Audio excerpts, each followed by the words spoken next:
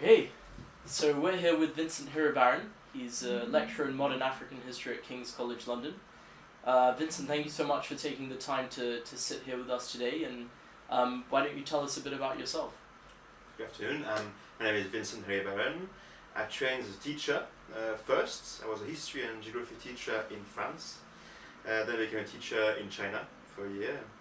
I did a PhD in England at the University of Leeds on the history of Nigeria before moving to King's, where I became a lecturer in modern African history. Incredible. And what's your area of expertise in African history? Because it's so broad. Yeah. Such a big continent and so many topics to explore. So yes, I focus on the history of borders in what is modern day Nigeria. So I had a look at the history of the northeastern corner of Nigeria, this place called Borno. It used to be called the Kingdom of Kanem Borno. It was created in the 9th century AD, so it's a very old kingdom. And today it's very famous for harboring the group called Boko Haram. So what I did is I studied the history of the borders in the northeastern corner of Nigeria, and I tried to understand the history of these borders, where they came from, and so on and so on. And what basically I realized that the current borders of Nigeria actually find their origins in what the borders of 19th century Borno were like. So basically before colonization. So in that specific case, the borders of modern day Nigeria come from the pre-colonial past, or at least come from the end of the pre-colonial period, the 19th century, which is quite an exception in Africa. Mm-hmm. Yeah, I mean the general idea that I get is that a lot of the borders were colonial impositions, superimpositions that they had no idea how the kingdoms worked and how they weren't really states or nations at the time. There were several different entities. So with Nigeria being the exception, and how would you say that keeping that connection to the pre-colonial borders affects the way those borders operate today? And clearly, people still assign the same kind of value to these borders. For many people in Borno, so in the northeastern corner of Nigeria, these borders are very much the borders of the ancient kingdom of Borno.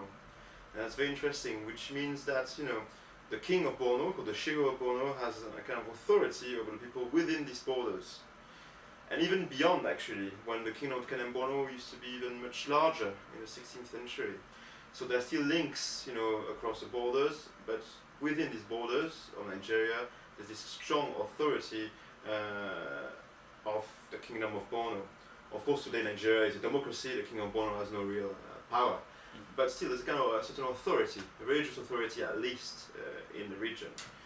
And the terrorists of Boko Haram actually sometimes claim that they want to revive, the legacy of the ancient kingdom of Kanem Borno. Sometimes they claim other things. They want to claim the Caliphate of Sokoto, which used to be another state in what is modern day Nigeria. But still, these old kingdoms, these old borders are very important to understand modern day politics and geopolitics in the region. I mean, it was that's very interesting. Is that applicable to a lot of other cases in Africa where you have certain religious authorities that have ties to the pre-colonial times, and they really still have perhaps a degree of soft power, not necessarily a huge degree of power, but some degree of... Clearly, yes, is the case in many parts of Africa where you have these colonial borders imposed from Europe very quickly in a very short period of time, and some of these borders, not all of them, but some of these borders cut through existing entities, even sometimes states. There were such things as states before the Europeans arrived. And basically what happens is that today you still got connections.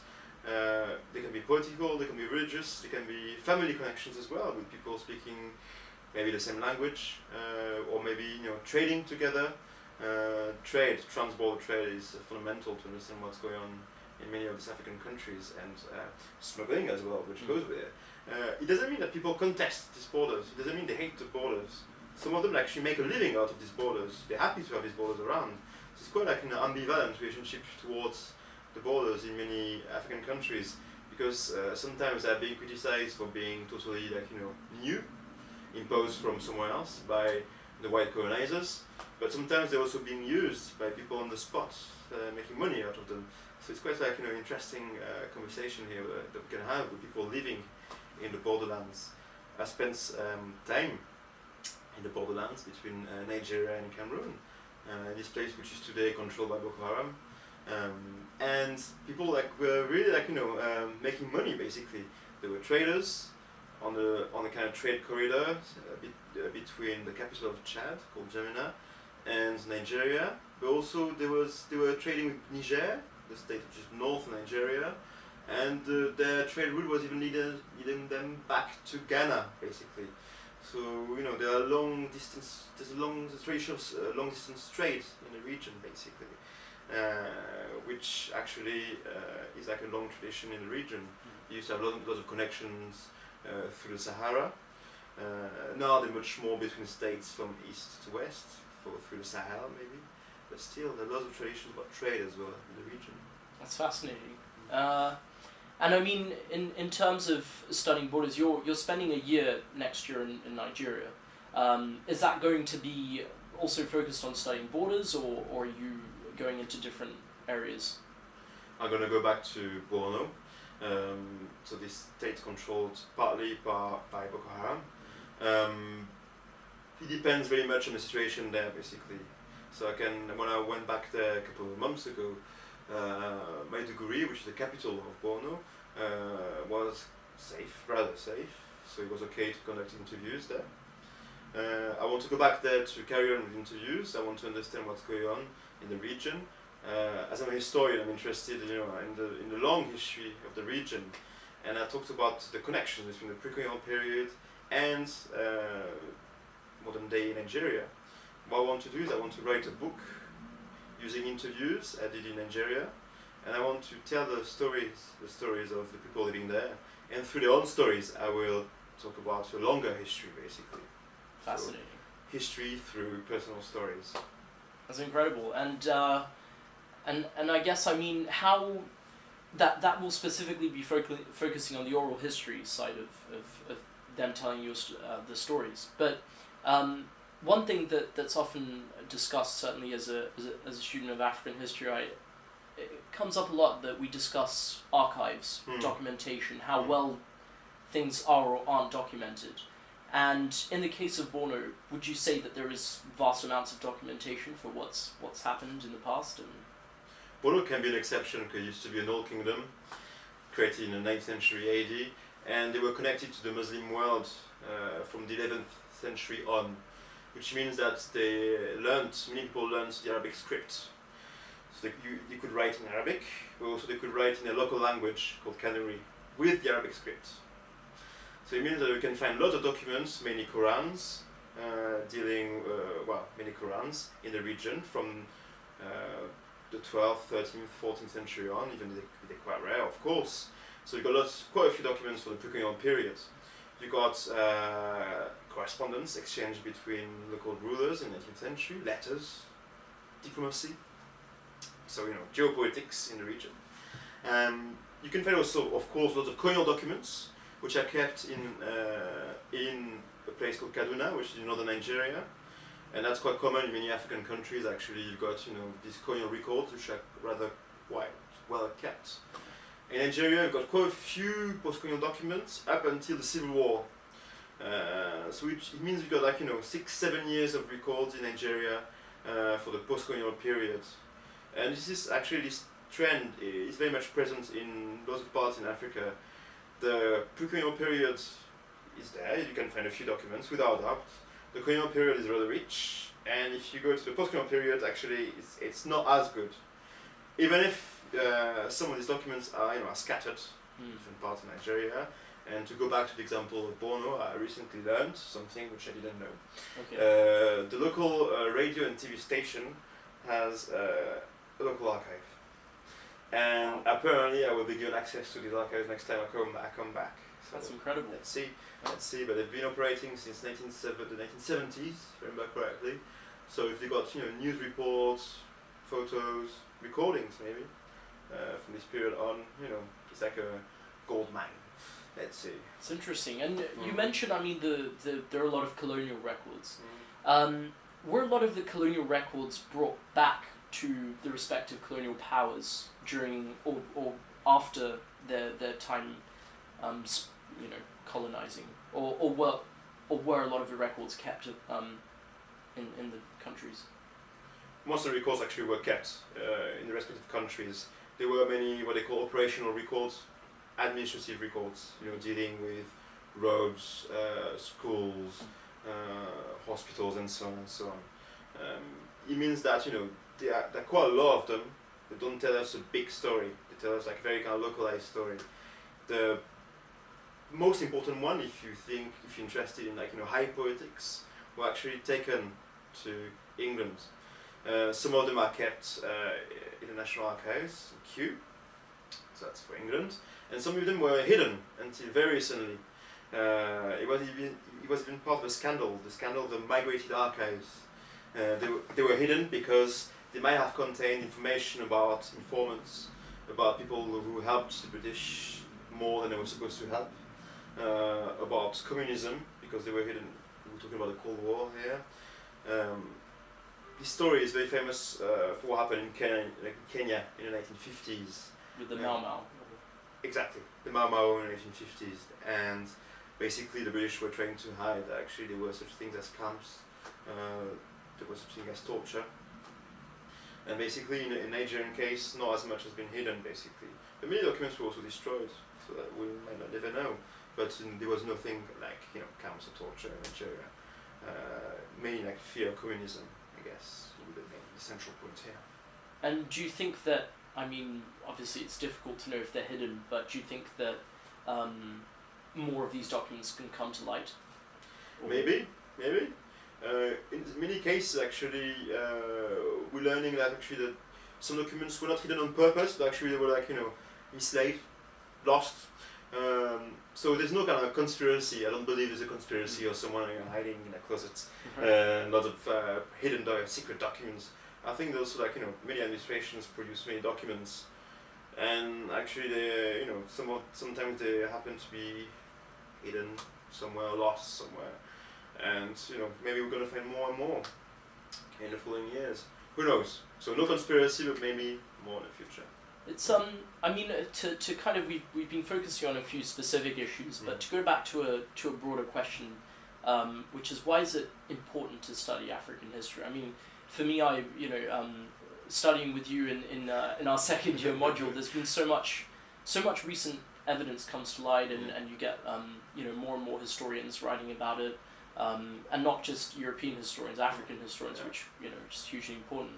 Why would you say it's so relevant, so important today to study African history?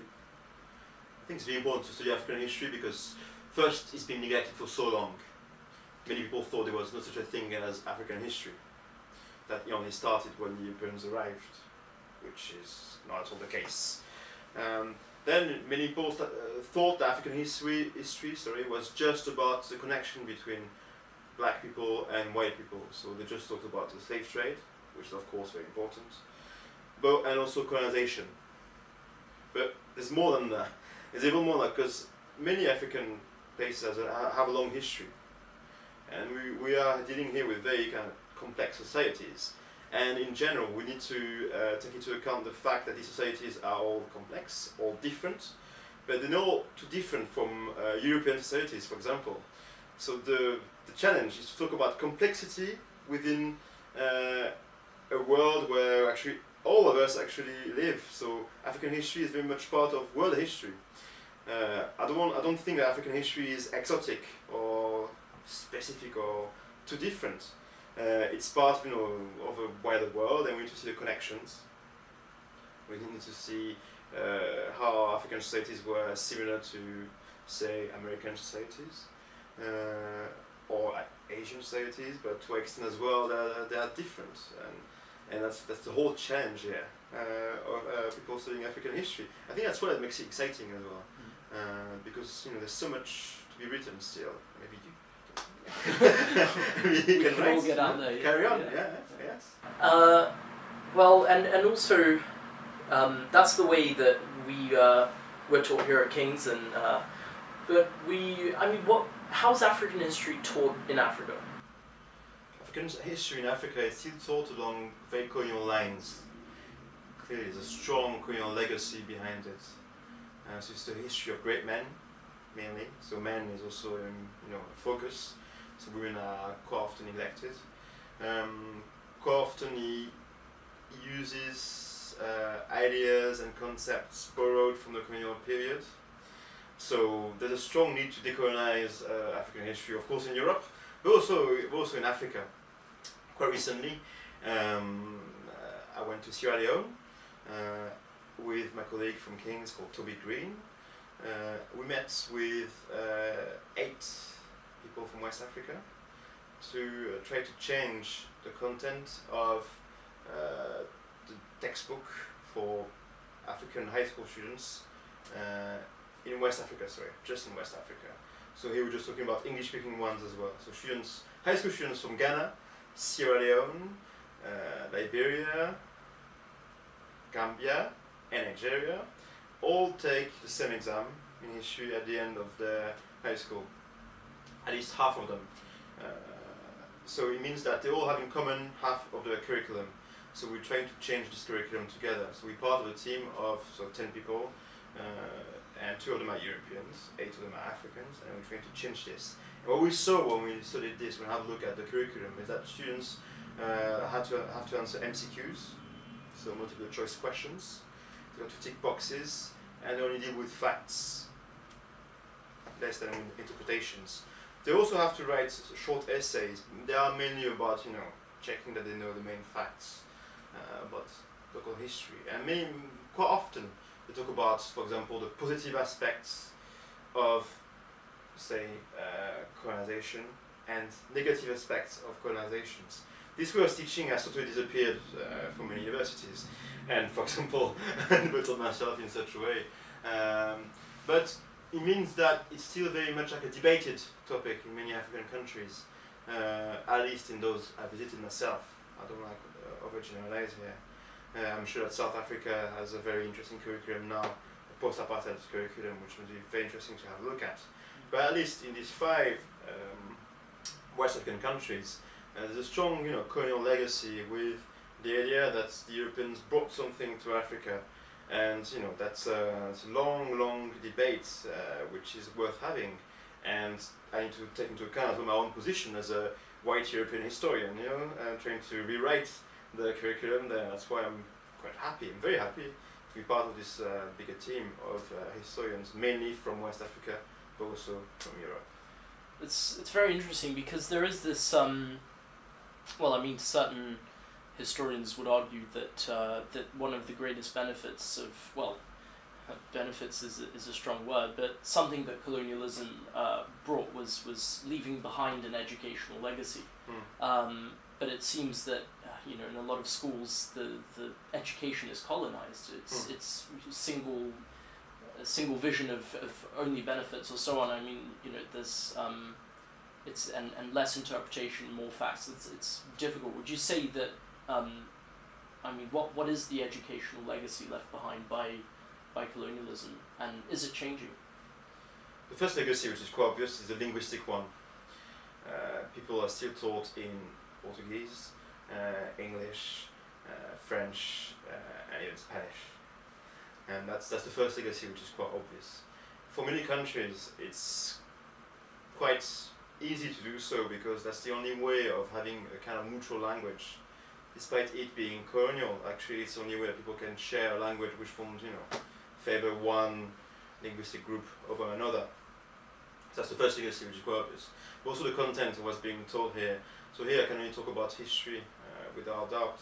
But the idea is that people can only teach a very kind of reusable past, a past which is quite, interesting to teach, with the idea they're going to build a nation.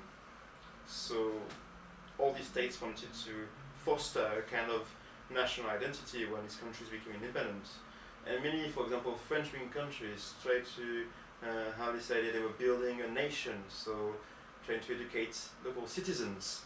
That's a very kind of French colonial heritage there, without doubt. In the English case, clearly there's also the idea that there's such a thing as the importance of what the British brought to Africa. For example, Christianity, trade, and so on and so on. So there's still this kind of strong intellectual legacy there. I'm not saying it's widely shared by anyone, of course, but many curricula actually still teach along those lines, and that's it's worth knowing when you go there. I've taught in Guinea myself. In Portuguese? So it's not Portuguese Guinea, it's not Guinea-Bissau. Oh, okay. It used to be a French colony. Okay. So it was, I taught in French. Yeah. It was at university level. I had 400 students in the same room. It was a big lecture room, and clearly people were being taught about how French explorers discovered them, which is an interesting concept to think about. For example, when we think about how people talked about the so-called discovery of South America or America in general by the Europeans at the end of the 15th century, which is something I'm sure you're interested in. Yes. So it's once again here, maybe I don't have, I'm not in the position to change this kind of stuff. I think it should come from people from there. And there are loads of African historians, philosophers who work in Africa, who are happy to change these things. There's someone called Ashimembe, for example, who works in South Africa at the moment, based in Cameroon. He wants to change these things. It's just one example among others. And they want to really influence the way people are being taught in Africa. And I think it doesn't have to come from me. It can come from within Africa. But for the moment, there's lots of work to be done, but it's also very interesting as well. Of course. And well, I mean, studying, you being an expert in the history of Africa, you take I'd say, and you correct me if I'm wrong here, but a longue durée approach, and you look at things starting from pre-colonial times, building up to colonial and post-colonial. Where do you see things going in the future, educationally, socially, politically? Do you see more stability? I mean, at the moment, a lot of countries are plagued with neo-patrimonialism, legal systems that don't necessarily face up to that challenge, because it's very difficult to operate in a neo-patrimonial power. What do you think the future holds? I'm very optimistic, as usual. But I'm also a historian, so I'm unfortunately only deal with the past events, and I can't predict the future. What I have to say is, every time I go to Africa, every time I go there, I can see a lot of people working together, trying to make things happen in universities, in schools, even in parts of the world which are often depicted as being dangerous or starving or very poor. Even in Borno, in Nigeria, there's something happening now. And talking about reconstructing Borno, they're talking about reconstructing a place which was destroyed by Boko Haram. I met incredible people who are so resilient, who are fighting back, maybe not with weapons, but also with just by being there, by writing things down, by just being there. So I met this blogger from Borno, and she's amazing. She takes photos and she puts them on Twitter, and she's just incredible. There's lots of good stories there. So I'm very optimistic, of course. It's fantastic. Well, Vincent, thank you so much for letting us do this interview, and we hope to interview you perhaps in a year. Yes. After your your year abroad, and thank you so much. Very great, thank you.